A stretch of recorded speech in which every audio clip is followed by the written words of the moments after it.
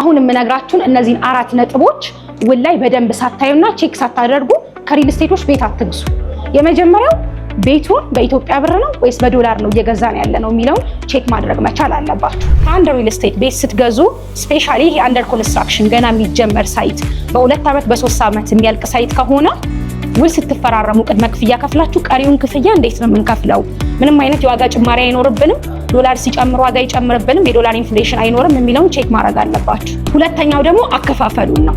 ይሄን ያው ከዚህ ቀደም ቪዲዮ ሰርቼላችኋለሁ። ሪል ስቴት ላይ 2 አይነት አከፋፈል ነው ያለው፣ በታይም ቤዝድ እና በፕሮግረስ ቤዝድ የሚከፈል ማለት ነው። ታይም ቤዝድ ማለት ቅድመ ክፍያ ከፍላችሁ ቀሪውን በሆነ ጊዜ በታይም ተርም ይቀመጥላችሁና በዚህ ያህል ጊዜ ይሄን ፐርሰንት በዚህ ያህል ጊዜ ይሄን ፐርሰንት እየተባለ እስከምትረከቡበት ዓመት ድረስ ትከፍላላችሁ። ይሄ ማለት ገና የተጀመረ ያለ ሳይት ከገዛችሁ ተገነባም አልተገነባም በየታይም ከሆነ ልትከፍሉ ነው። ፕሮግረስ ቤዝድ ግን ሲሆን በግንባታው ሂደት መሰረት ቅድመ ክፍያ ትከፍሉና ቀሪውን በግንባታው መሰረት ይሄን ያህል ላይ ሲደርስ ይሄን ያህል ፐርሰንት፣ እዚህ ስቴጅ ላይ ሲደርስ ይሄን ያህል ፐርሰንት እየተባለ ካልተገነባ አትከፍሉ ማለት ነው። ይሄን ክሊርሊ ውል ላይ ማየት መቻል አለባችሁ። ሞር ኦፍ የተሻለው የትኛው ነው? ፕሮግረስ ቤዝድ። ካልተገነባ አትከፍሉ።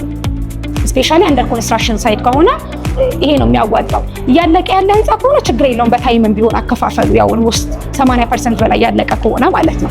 ሌላኛው ሶስተኛው ደግሞ ሌጋል ዶክመንቶችን በጣም ማጣራት መቻል አለባችሁ። የግንባታ ፍቃድ፣ የንግድ ፍቃድ፣ የሪል ስቴት ማልማት ፍቃድ፣ የሊዝ ቦታ የቦታውን ካርታ ፍቃድ ዲቴይል ማየት መቻል አለባችሁ። ከውሉ ጋር አብረው አታች መሆን አለባቸው። እነሱንም ቼክ ማድረግ መቻል አለባችሁ። አራተኛው ደግሞ ውሉ ላይ ያሉ ቅጣቶች፣ ለምሳሌ በዴሊቨሪ ጉዳይ ቤቱ የሚረከብበት ዓመት በምን ያህል ጊዜ ነው? በ2 ዓመት ሊሆን ይችላል፣ በ3 ዓመት ሊሆን ይችላል። ለምሳሌ እንበልና በ3 ዓመት የሚረከብ ቤት ቢሆን ድርጅቱ በ3 ዓመት ባያስረክብ ምን ያህል ነው የሚቀጣው የሚለው ማየት መቻል አለባችሁ። ውል ላይ የሻጭና የገዢ ግዴታ የሚል አለ። ሻጭ በተባለው ጊዜ ገንብቶ ባያስረክብስ ምንድነው ቅጣቱ የሚለውን በደንብ ማየት መቻል አለባችሁ። እዚህ ጋር ትልቅ ፖይንት ልትይዙልኝ የሚገባው አብዛኛው ሪል ስቴት ላይ የገዢ ግዴታ ላይ ቅጣቱ ከፍ ይልና የሻጭ ቅጣቱ ዝቅ ይላል። ይሄ ያው ላለማስረከብ ለብዙዎቹ ሪል ስቴቶች ጥሩ ነው፣ የተመቻቸ ነው የሚሆነው።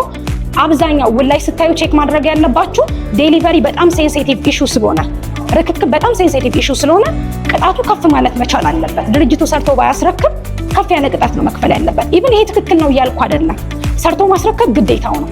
ባይሆን እንኳን አትሊስት ቅጣቱ ከፍ ብሎ ውሉ ሊይዘው ይገባል። እነዚህን 4 ነገሮች በደንብ ቼክ ማድረግ መቻል አለባችሁ። ውሉን በደንብ ማየት አለባችሁ። እባካችሁ ዝም ብላችሁ በደፈና ውል ሳታዩ ከሪል ስቴቶች ቤት አትግዙ።